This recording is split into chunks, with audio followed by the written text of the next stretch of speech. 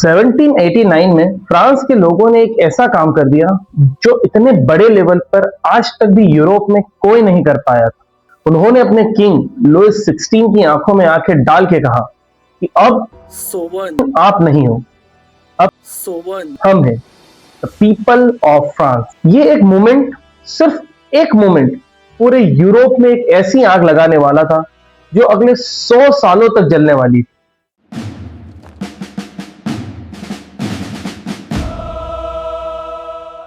Welcome back दोस्तों, this is episode 2 of the rise of nationalism in Europe. Last episode में हमने देखा था कि पहले यूरोप किस तरह का था। किंग्स, एम्पायर्स और सब्जेक्ट्स की दुनिया के बारे में हमने जाना था।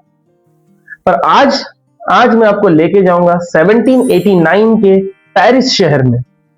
यह वही इवेंट है जिसने नेशनलिज्म को बर्थ दिया, जिसे हम इनकलाब फ्रांस या फ्रांस की क्रांति या मैं कहूं द फ्रेंच रेवोल्यूशन भी कहते हैं।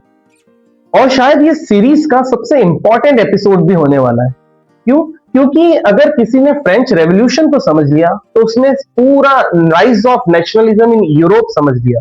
अब 1789 का फ्रांस कैसा था? 1789 का फ्रांस बहुत ही ज्यादा क्राइसिस के अंदर, एक डीप क्राइसिस के अंदर था।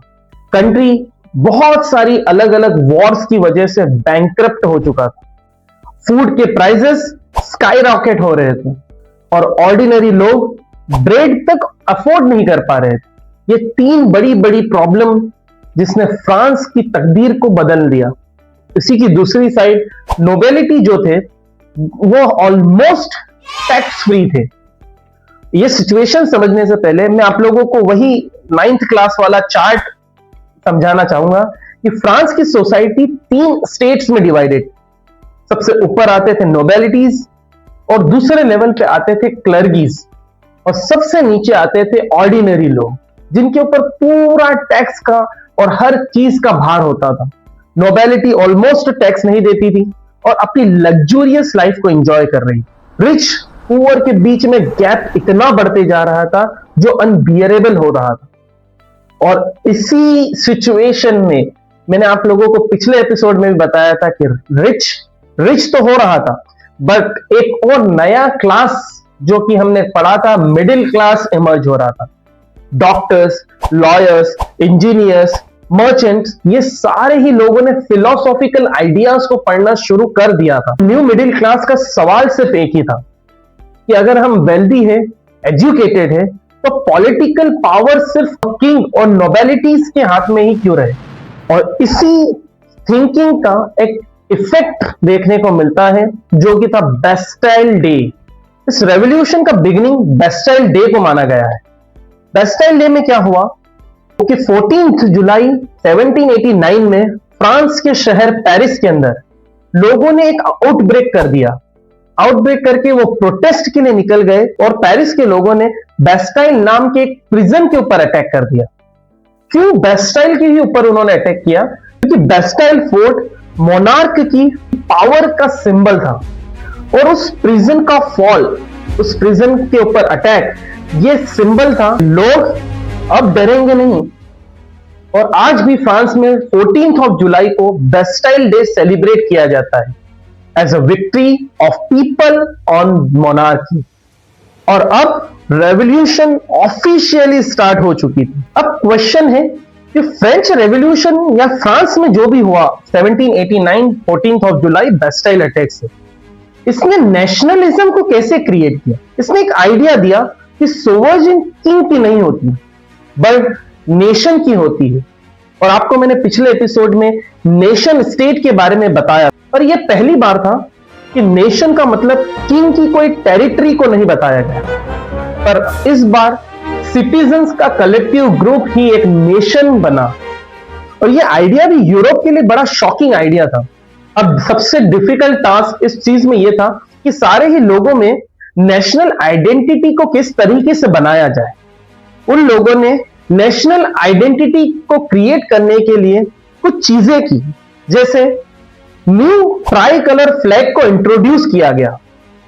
ये फ्रांस का एक नया ट्राई कलर फ्लैग था जो नेशनल आइडेंटिटी और यूनिटी को दर्शाता था। उनको यूनाइट करने के लिए नेशनल एंथम ला मर्सियालिस को बनाया गया। ला पैट्री यानी कि फादरलैंड एंड ले सिटोइन यानी कि सिटीजन, इस कंसेप्ट को बनाया गया और बहुत ज्यादा प्रमोट किया गया। इंटरनेशनल कस्टम ड्यूटीज को बिल्कुल हटा दिया गया और फ्रांस के लिए सेम लॉ, एक यूनिफाइंग लॉ क्रिएट किया गया।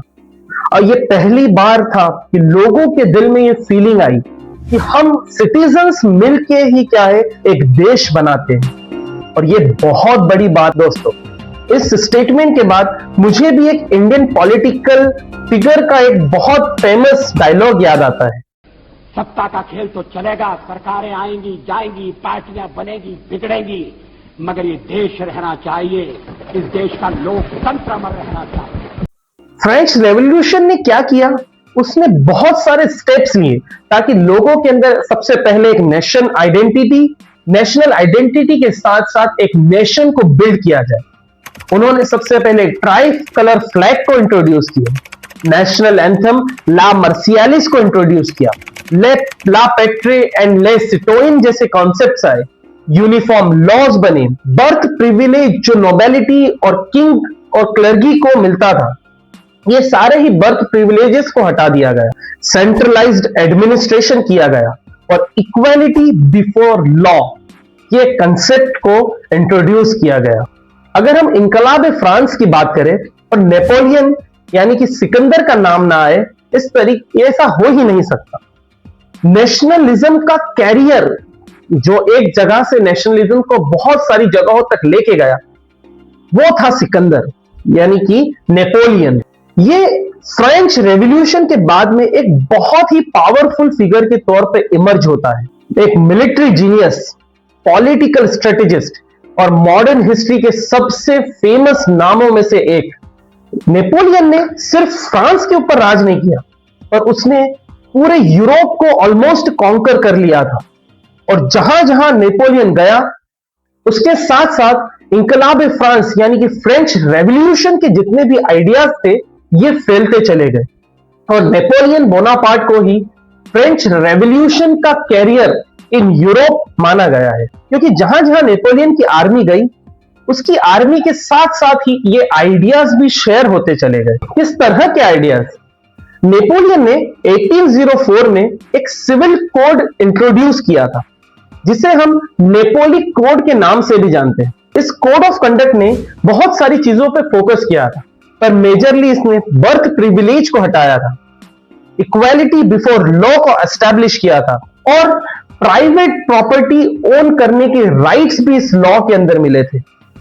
उसके साथ साथ फ्यूडल लॉर्ड का जो सिस्टम फ्रांस में चलते आ रहा था, जो आपने 9th क्लास में पढ़ा होगा, उसको भी इसने एबॉलिश कर दिया। मॉडर्न एडमिनिस्ट्रेशन को इंट्रोड्यूस किया गया और ये सारे जो चेंजेस हो रहे थे, ये ऑर्थोडॉक्स यूरोप के लिए बहुत बड़े या फिर बहुत अनोखे चेंजेस माने गए।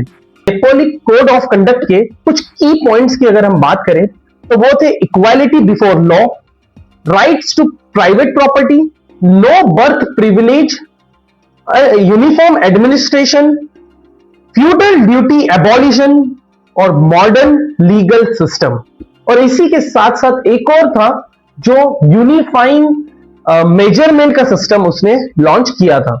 नेपोलियन एक बहुत अच्छा रूलर, एक बहुत अच्छा काम तो कर रहा था और वो फ्रीडम और इक्वालिटी के आइडियाज भी स्प्रेड कर रहा था, पर जिन कंट्रीज के ऊपर वो कॉन्कर कर रहा था, वहां के लोग सोचने लगे अगर फ्रीडम इतनी ही अच्छी है तो हम किसी फ्रेंच रूलर के अंडर में क्यों रहे। और इस क्वेश्चन के बाद में ही एक लोकल नेशनलिज्म स्टार्ट हो चुका था। स्पेन, पोलैंड, जर्मनी, इटली और ये सभी जगह पे नेशनलिस्ट फीलिंग बहुत ज्यादा ग्रो करने लगी। इन सारी ही चीजों में आयरॉनिकली नेशनलिज्म का स्प्रेड तो नेपोलियन बोनापार्ट ने कर दिया था, पर यही नेशनलिज्म का स्प्रेड आने वाले समय में नेपोलियन बोनापार्ट की डिफीट का बहुत बड़ा कारण बनी। लोग नेपोलियन के खिलाफ हो गए और इसी के वजह से 1815 के अंदर नेपोलियन डिफीट हो चुका। नेपोलियन को डिफीट करने में 4 मेजर कंट्री का कंट्रीब्यूशन था। ऑस्ट्रिया, पर्शिया, रशिया और ब्रिटेन। ये चारों ही कंजर्वेटिव पावर्स थे और ये चारों ही कंजर्वेटिव पावर्स 1815 के अंदर सिटी ऑफ वियना के अंदर मिलते हैं। इस वियना सिटी के अंदर एक ट्रीटी को साइन किया जाता है।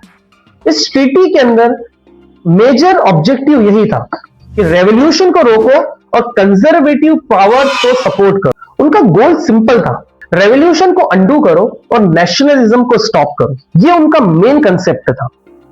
अब ये सारी चीजें करने के बाद ओल्ड मोनार्क को रिस्टोर किया गया, वापस से पुराना ही मोनार्क लाया गया और यूरोप का जो मैप था उसको फिर से उन्होंने रीड्रॉ किया। लेकिन इसमें सबसे बड़ी प्रॉब्लम यह थी कि किसी को आप फोर्सफुली दबा तो सकते हो पर उसके आइडियाज को आप फोर्सफुली रोक नहीं सकते। नेशनलिज्म एक आइडिया था। अब पूरे ही यूरोप में, across the Europe, secret societies बनने लगी और young generation liberty and equality के आइडिया से बहुत ज्यादा इंस्पायर्ड भी हो चुकी है। और इसी की वजह से नेशनलिज्म को कभी कोई रोक नहीं पाया। आज के एपिसोड में हमने कुछ की टर्म्स पढ़े जिसके बारे में मैं आपको फिर से बता देता हूं। बेस्टाइल डे 1789, ला पैट्री फादरलैंड, ले सिटोइन यानी कि citizenship, try colour flag, Napoli code of conduct 1804, Congress of Vienna 1815 after the defeat of Napoleon, conservative order, ये सारे ही की टर्म्स थे आज के लेक्चर के। ट्रीटी ऑफ वियना के बाद में कंजर्वेटिव रूलर्स को ऐसा लगा कि उन्होंने विक्ट्री हासिल कर ली, बट रियलिटी तो यह थी कि पूरा यूरोप एक बार फिर से एक्सप्लोड होने वाला था। अगले एपिसोड में हम एक नए फेज की तरफ जाएंगे, द एज ऑफ रेवोल्यूशन, जो स्टार्ट होगा 1830 टू 1848 तक। अब आर्टिस्ट रेवोल्यूशनरीज बन गए, स्टूडेंट्स प्रोटेस्ट में आ गए और कंजर्वेटिव किंग्स की पूरी फाउंडेशन हिलने वाली है। Episode 3, the rise of nationalism in Europe. Subscribe.